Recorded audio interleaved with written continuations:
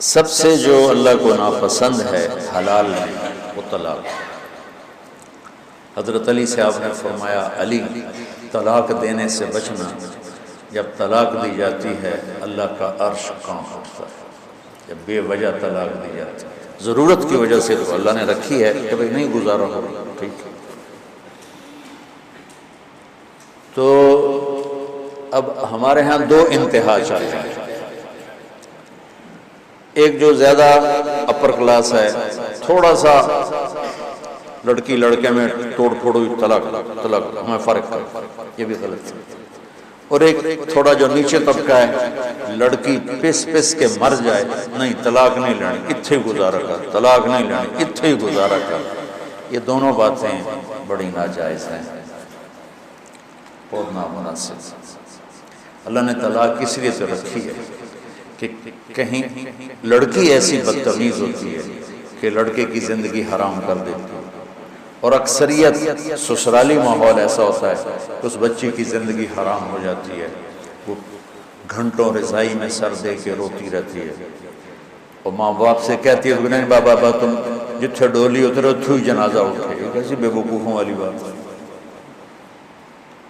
بھائی، وہ اس پر ظلم کر رہے ہیں، زیادتی کر رہے ہیں، تو بچی تیرا جگر ہے، واپس لے، واپس کیوں نہیں لاتے؟ پھر ان کھوائوں گا کہ پھر دی شادی کتنے کریں گے؟ یہ دو چیزیں ہیں جو رکاوٹ بن جاتی ہیں، کہنے بعد تو گزارا کر جا مر جا۔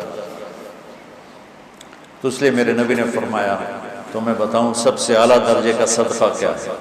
سب سے اعلیٰ درجے کا صدقہ ہے جس کی بیٹی کو طلاق ہو جائے اور وہ گھر واپس آ جائے، اس پر خرچ کرنا سب سے اعلیٰ درجے کا صدقہ۔ میرے نبی نے ایک کماری سے شادی کی، باقی سب یا بیوہ یا طلاق یافتہ، یا بیوہ یا طلاق یافتہ۔ ہمارا ہندو کلچر ہے، بچی کو طلاق ہو جائے وہ سسک کے دیواروں کے ساتھ زندگی گزار دیتی ہے، اس کو کوئی رشتہ نہیں آتا، تو کوئی ایک آدھ بچہ ساتھ ہو پھر تو بیچاری وہ نہ وہ جیتی ہے نہ مرتی ہے۔ میں چاٹ گیا، ایک غریب ملک ہے، اصل ان کی عرب ہے لیکن وہاں رہتے رہتے افریقی رنگ غالب آ گیا ہے۔ جیسے جبوتی گیا، وہاں بھی یمن سے عرب آباد ہوئے، اور وہ ان کی شکلیں کالی ہیں، نقش عربوں والے ہیں۔ ایسے ہی چاڑ والے بھی شکلیں کالی ہیں، نقش عربوں والے ہیں۔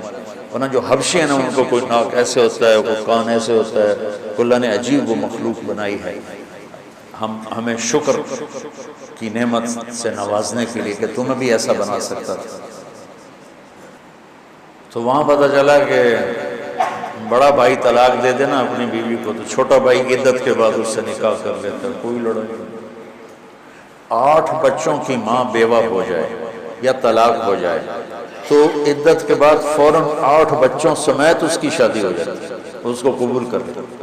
ادھر معصوم بچہ ہوتا ہے نا، ایسی بچہ نہیں لینا، صرف لڑکی ہے، ایسی بچہ نہیں لینا، بڑا ظلم، بڑا ظلم، بڑا ہی ظلم۔ تو بیچاری تڑپتی، وہ آخر ماں ہی ہے نا، تو اس بچے کو تو ہم نے نکالنا ہی ہے۔ شادی کب کریں گے؟ جب بچہ ہم نے نہیں لینا، بس صرف لڑکی کو لیں گے۔ وہ بیچاری راتوں کو کبھی تڑپے گی، کبھی دن میں تڑپے گی۔ وقت کے ساتھ ساتھ زخم بھر جاتا ہے، لیکن یہ بڑی قاتلانہ معاشرت ہے، اور اس پر ہمارے ممبر سے کوئی بات نہیں ہو رہی ہے۔ اور میں پچھلے 20 سال سے اس مضمون کو چھڑا ہوا ہے کہ اللہ کرے ہماری زندگیوں میں نبی والی زندگی آ جائے۔ اور ہمارے یہاں جو طلاق ہو رہے ہیں، اس طلاق کی وجہ کوئی بہت بڑی چیز نہیں ہے، اس طلاق کی وجہ بد زبانی ہے، لالچ ہے۔ ایک بچہ میرے پاس آ گیا، میں گاؤں میں تھا، رو رہا، میں کیا ہو کہ میری بہن کو سسرال نے نکال دیا ہے کہ فریج لیتے آویں گی تو تاں گھر بڑی نہیں تو بڑھنے نہیں دیا۔ یہ ہو رہا ہے عام، یہ تو غریب لوگ۔ اور میں ادھر جاتا ہوں ایک جگہ اپنے دانتوں کے ٹریٹمنٹ کے لیے، تو کبھی میری بیگم بھی ہوتی ہے، ان کا بھی مسئلہ ہوتا ہے، تو وہاں ایک لیڈی ڈاکٹر بچی، تو اس کو طلاق ہو گئی۔ کس بات پر؟ کہ تیرے باپ نے مجھے موٹر کیوں نہیں دی، گاڑی کیوں نہیں دی، واپس چلی جائے۔ جب آپ مالدار آدمی، مجھے گاڑی دینی تھی، اس نے گاڑی نہیں دی۔ یہ پورے پاکستان کی عکاسی میں کر رہا ہوں۔ تو بہت کم ہوتا ہے کہ بچی بے وقوف ہوتی ہے اور گھر اجاڑ دیتی ہے۔ عام طور پر یہ مسئلہ سسرال کی طرف سے اٹھتا ہے، اور میرے اللہ کو ناپسند ہے، میرے نبی کو ناپسند ہے طلاق دینا۔ لیکن اگر کسی وحشی سے واسطہ پڑ جائے یا کسی بدتمیز لڑکی سے واسطہ پڑ جائے تو پھر اللہ نے رکھا ہے کہ اس کو الگ ہو جائے۔ پھر الگ ہو تو اس کو لڑائی نہ بناؤ، دشمنی نہ بناؤ، یا تو دشمنیاں بن جاتی ہیں، لڑائیاں بن جاتی ہیں، بائیکاٹ ہو جاتے ہیں۔ عرب کی معاشرت میں اب بھی طلاق ہو جائے تو اس بچی کے لیے کوئی مسئلہ نہیں، اس کی فوراً شادی ہو جائے۔ ہماری بچیوں کو طلاق ہو جائے وہ دیواروں کے ساتھ لگ کے زندگی گزار دیتے ہیں، ان کو کوئی پوچھنے والا نہیں ہوتا، چاہے قصور مردوں کا ہو، عام طور پہ مردوں کا قصور ہوتا ہے۔ تو یہ بہت اس وقت حساس مسئلہ بن چکا ہے، پورے ملک میں طلاق کی شرح بہت بڑھ گئی، تو برداشت نہیں ہے۔ والدین اپنے بچوں کو برداشت نہیں سکھاتے۔ میں نے جتنے سال تمہارے ساتھ گزارے، میں تمہیں یہ ایک، میری ساری باتوں کا خلاصہ تو ایک چیز ہے کہ لوگوں کی برداشت کرنا سیکھ۔ وہ لوگوں میں بیوی ہو، باپ ہو، بہن ہو، بھائی ہو، دوست ہو، پڑوسی ہو، اپنا ہو، غیر ہو، برداشت کرنا سیکھ لو، آپ کی زندگی خوبصورت ہو جائے گی۔ اگر جواب دینے شروع کیے تو زندگی کا حسن سارا ہاتھوں سے نکل جائے گا۔ جب آپ نے نبوت کا اعلان کیا تو آپ کی 2 بیٹیاں حضرت رقیہ اور ام کلثوم، ان کا نکاح ہوا تھا ابو لہب کے بیٹوں کے ساتھ، چچا تھے نا ابو لہب۔ تو جب آیت آئی تبت یدا ابی لہب، تو اس نے آ کر اپنے بیٹوں سے کہا کہ راسی فی رؤوسکما حرام، میں اس گھر میں قدم نہیں رکھوں گا جب تک تم محمد بن عبداللہ کی بیٹیوں کو طلاق نہ دے۔ تو اس کا ایک بیٹا عتبہ، وہ حرم میں آیا، آپ تشریف فرما تھے، یہاں سے گریبان پکڑ کے جھٹکا دیا، آپ کا گریبان پھٹ گیا۔ وہ کہنے لگا تیری بیٹیوں کو طلاق۔ طائف کے پتھر کھائے اور بد دعا نہیں۔ جب یوں بیٹی کی طلاق بھرے مجمع میں سنی تو کہا اچھا، میں اللہ سے کہتا ہوں اپنا کوئی کتا تیرے اوپر چھوڑ دے۔ اتنے دکھی ہوئے کہ اس کے لیے بد دعا کی۔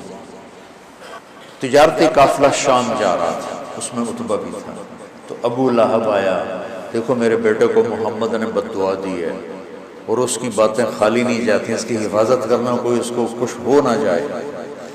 ایمان مقدر میں نہیں تھا اور بات پہ اعتماد اتنا تھا۔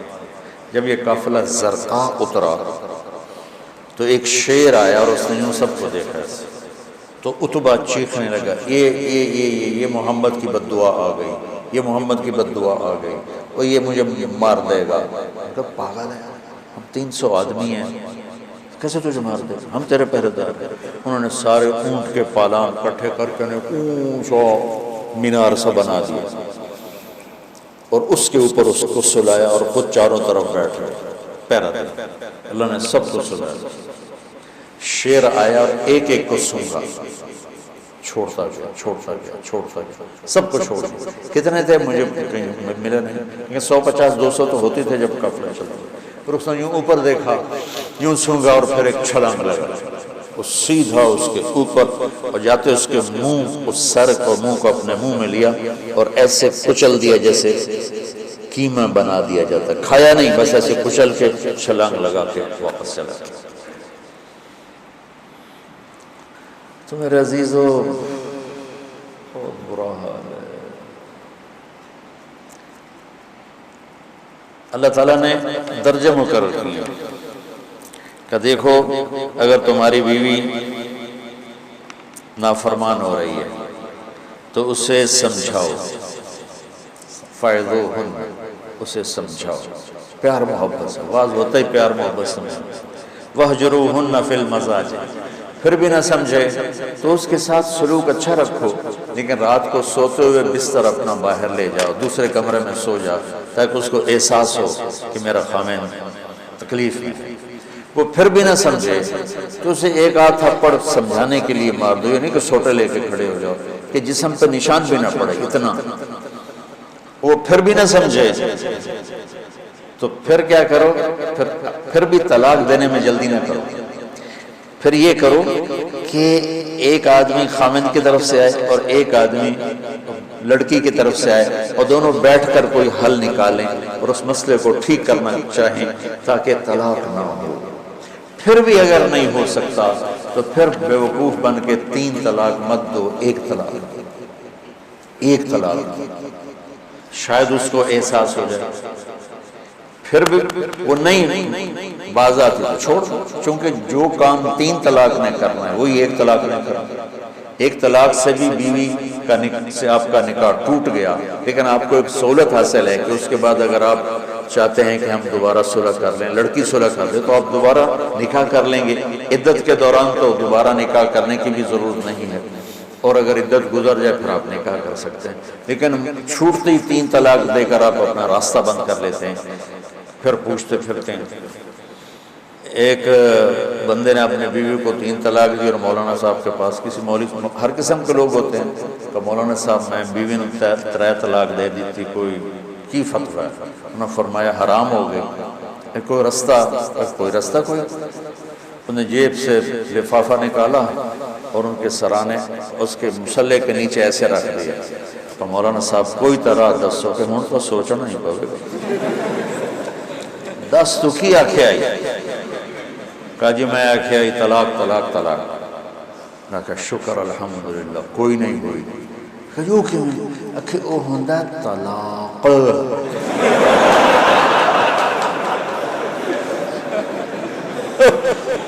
اور تو آکھے طلاق، وہ چھوٹے کاف نہ آلے، بڑے نال نہیں ہے، جا موجہ کر۔ پھر ایسی مصیبتیں وجود میں آتی، اللہ نہ کرے تمہارے گھر اجڑیں اور طلاقیں ہوں، لیکن اگر ایسا موقع آ جاتا ہے تو اللہ کے واسطے اپنی بچی کو پریشرائز نہ کرو، بس اتھی گزارا کر، اور اپنے بچے کو مت پریشر میں ڈالو کہ میرے بھائی کی بیٹی ہے، تم نے گزارا کرنا، مر جاتے ہیں، زندہ مر جاتے ہیں۔ پھر اس وقت علیحدگی ضروری ہے، پر اپنی بیٹیوں کو ذلیل نہ کرو کہ جتھے تیری ڈولی جاونی ہے اتھو تیرا جنازہ جانا ہے، یہ ظلم ہے۔ ہاں اگر اچھے سلوک ہیں تو واقعی پھر جہاں ڈولی اترے وہیں جنازہ، وہیں سے جنازہ اٹھے، لیکن وہ ویشیوں کے پلے پڑ گئی ہو کر۔ میں گاؤں میں بیٹھا تھا، گرمیاں تھیں، تو ایک لڑکی ایک بچے کے ساتھ بھاگ کے اندر آ گئی گھر۔ بیبی کون ہو؟ کہاں سے آئی؟ میں جھنگ سے آئی۔ تو اس وقت یہاں کہا میں اللہ کے واسطے میری جان بچا دے، مجھے میرے خامن سے طلاق لے کے دے دے۔ میں تو تجھے جانتا نہیں نا تیرے خامن کہ میرا خامن ریڑھی لگاتا ہے اور روزانہ مجھے آ کے مارتا ہے، کوئی ایک دن کا ناغہ نہیں جس میں مجھے مارتا نہ ہو۔ میں ماں باپ کے پاؤں پکڑ چکی ہوں، یہ کسائی ہے، انسان نہیں ہے، مجھے طلاق دلوا دو۔ وہ کہتے ہیں ہم تجھے قتل کر سکتے ہیں، طلاق نہیں دے سکتے۔ تو میں بھاگ کے آپ کے پاس آئی ہوں کہ آپ میری اس سے طلاق دلوا دو۔ میں کہا بیٹے میں تمہیں جانتا نہیں، تیرے ماں باپ کو جانتا نہیں، خاندانی معاملات میں ایسے پڑھنا میں کیا کر سکتا۔ ان مضامین کو اللہ تمہیں کل کو بٹھائے ممبروں پر تو معاشرت بیان کرو، لوگ برباد ہو گئے، انہیں پتہ ہی نہیں ہے کہ زندگی کی خوشیاں کہاں سے ملتی ہیں۔ میں نے قرآن میں یا ایھا الذین آمنوا آیا ہے 1 کم 90 دفعہ، لیکن شیخ ابو بکر الجزائری رحمۃ اللہ علیہ کی میں نے ایک کتاب پڑھی اسی پر، نداء الرحمن کے نام سے وہ کتاب ہے، نداء الرحمن۔ تو اس میں آخری ہے یا ایھا الذین آمنوا توبوا الی اللہ توبۃ نصوحا، لیکن علماء نے یا ایھا النبی اذا طلقتم النساء اس کو بھی قائم مقام یا ایھا الذین آمنوا کے کیا ہے۔ تم ذرا یا ایھا الذین آمنوا اذا طلقتم النساء، یہ تو بات سمجھ میں آتی، اے ایمان والو اگر تمہارا ارادہ ہو جائے بیوی کو طلاق دینے کا، لیکن یہاں کیسے ہے یا ایھا النبی، اے میرے نبی، اذا طلقتم النساء، اے ایمان والو جب تم اپنی بیویوں کو طلاق دینے لگو۔ یہ 2 لفظوں کا آپس میں جوڑ نظر نہیں آتا، قرآن بے جوڑ تو ہے نہیں۔